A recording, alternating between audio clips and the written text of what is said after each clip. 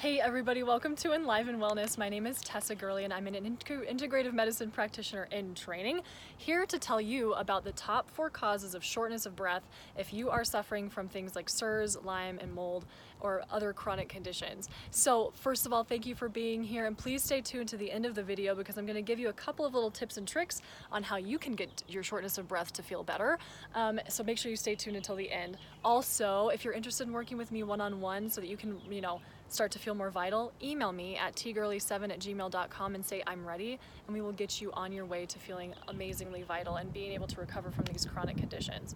All right, so a lot of y'all are suffering from shortness of breath, and it was like one of my top symptoms when I was really sick. It's the shortness of breath. Like, let me just first say that is horrific. Like, it's one of those things that just feels absolutely terrible because it's like your breath is like one of the most important things ever. Like, I always like to tell my clients, okay, you can go a year without food. There has been a guy who did it. You can go a very long time without food. You can only go a couple of days without water, but you can only go a couple of minutes without breath. It is the most important thing you can, it's like the most important thing. The breath is the thing. All right? And so when you have shortness of breath and you're feeling like right, it's horrific.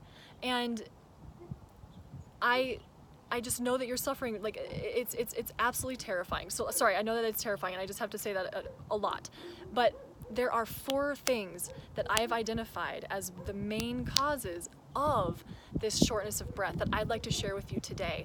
And of course, number 1 can be due to inflamed lungs from breathing in some of the mold, and if you're suffering from mold poisoning. So of course you could have inflamed lung tissue.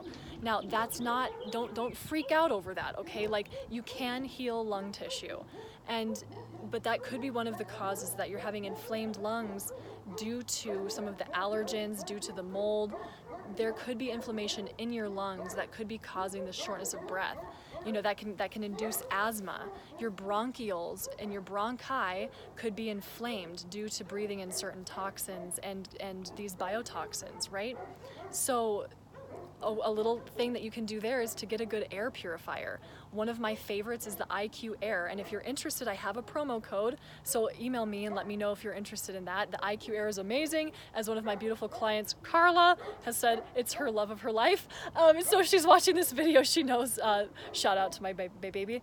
But it's a great air purifier, so that's one way that you can get around the lung inflammation. There's other self-care techniques that you can do, different breathing techniques, for example. You can also, inhale certain essential oils. There's a lot of different things you can do to heal lung tissue. But number 1 reason why you might be suffering from shortness of breath is inflammation in your lung tissue, unfortunately. But you can heal from this, all right? There's hope. Number 2 could be MARCoNS. All right, MARCoNS, multiple antibiotic resistant coagulase negative staphylococci. Those are the things, the staph infections that get lodged up in your sinuses if you've been exposed to mold and other biotoxins. MARCoNS and CIRS and these conditions go hand in hand. And the sinuses were like one of, again, my biggest issues. So if you have MARCoNS or you have sinus issues, shortness of breath can be a thing because your sinuses are inflamed. And you may not be getting enough breath up in your sinuses, and you might not have enough oxygen going straight up into your brain, which will help you actually detoxify your brain via the glymphatic system. We'll get into that in another video. But the oxygen may not be actually going up and deep enough into your sinuses, and you might have congestion and restriction in your sinuses, decreasing your oxygen uptake. So another thing that could be causing your shortness of breath could be MARCoNS and or sinus trouble. Now there's of course, like the beg spray if you're on the Shoemaker protocol. There's other different things that you can do. I personally like the neti pot with colloidal silver. You can do different nasal sprays with different substances in them. You can also do, there's a lot of different treatments and things that you can do for these treatment of MARCoNS. And just know that, again, these things can get better. They take time, but they can get better. I mean, my sinuses, I've had to be clearing these out for a good amount of time, but nowadays, they're nice and clear. My sense of smell is back. Really, really cool. That was gone for a while. But so number 2 is MARCoNS and or sinus inflammation. All right, number 3, oddly enough, is blood sugar dysregulation. Blood sugar dysregulation can cause shortness of breath. Yes, and both high and low blood sugar can cause shortness of breath. Now, blood sugar dysregulation is also common if you're suffering from these chronic conditions because of things like pancreatic insufficiency, because of digestive enzyme, lacking digestive enzymes, lacking stomach acid, all of these, and then not to mention stress levels. Your stress levels will cause fluctuations, improper fluctuations in your blood sugar levels, which could result in shortness of breath as one of your symptoms. Now, another reason for blood sugar dysregulation in this condition and all these chronic conditions is hypothalamic dysregulation. So when your limbic system is all wonky doodle, that's going to throw off your blood sugar as well. And to heal that, you need to re-regulate your frontal lobe. So do you guys see how this is it's a little bit complicated, but it's also, it's like the whole broad picture. So again, the blood sugar dysregulation is one of the reasons of your shortness of breath, potentially. So, of course you need to make sure that you're stabilizing your blood sugar. Now, some people find it helpful to go on a ketogenic type diet to stabilize blood sugar. Others still need a little bit more glucose in their body in order to stabilize blood sugar. So you've got to find the diet that works for you. I've personally found my own way of doing this, and if you're interested, please reach out and say, I'm ready, and I'll get you on the protocol that's been helping me. No, I'm not going to make you eat raw meat if that's not your thing, so please know that. But then also, just make sure that you're paying attention to your blood sugar levels, and that you're finding the diet that works for you, that you're breathing, that you're controlling your stress, because those are all things that are going to contribute to blood sugar dysregulation. Working on your vagus nerve. Very cool. All right. Now, fourth and most surprising, but least and probably most common reason for your shortness of breath is adrenal dysfunction. Yeah. So if you have adrenal dysfunction of any kind, or like adrenal fatigue, or any kind of like adrenal insufficiency or adrenal problem, can cause shortness of breath.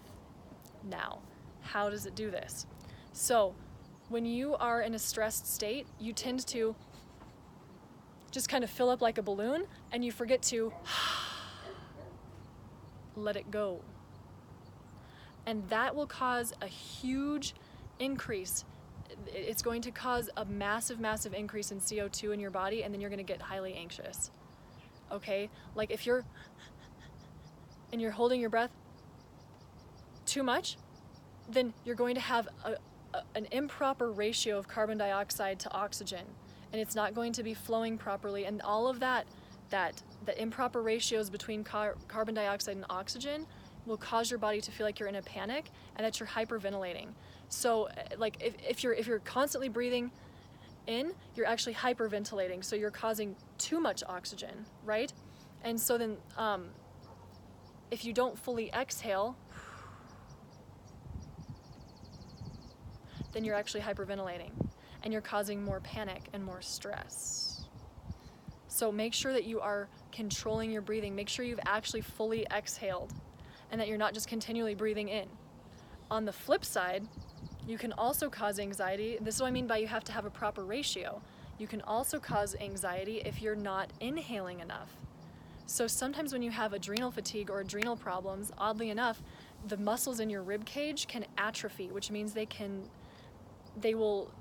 going to become less strong. They're going to atrophy, in which case you can't actually get a nice full breath because those muscles are not strong enough.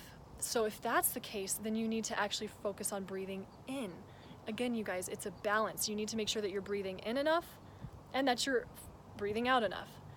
So make sure that you have a beautiful cadenced breath, right? Nice deep inhales, nice full exhales. Nice deep inhale, nice full exhale. Or else you're going to have improper ratios of carbon dioxide and oxygen, which will cause panic, anxiety, shortness of breath, all of that. And then The breath ties back into adrenal fatigue because your breath, again, is the number one, it's like the number one physiological regulator in your body. So you've got to pay more attention to your breathing. And so if you have adrenal fatigue, this could result in shortness of breath via everything I just explained. And one of the top ways to do this is to make sure that you are regulating your breath properly and that you're breathing in fully and exhaling fully. So, with all of that being said, let's just wrap up. Number 1 could be lung inflammation. Number 2 could be MARCoNS. Number 3, blood sugar dysregulation. Number 4, adrenal dysfunction / fatigue. Those could be some of the top 4 reasons for your shortness of breath in these chronic conditions.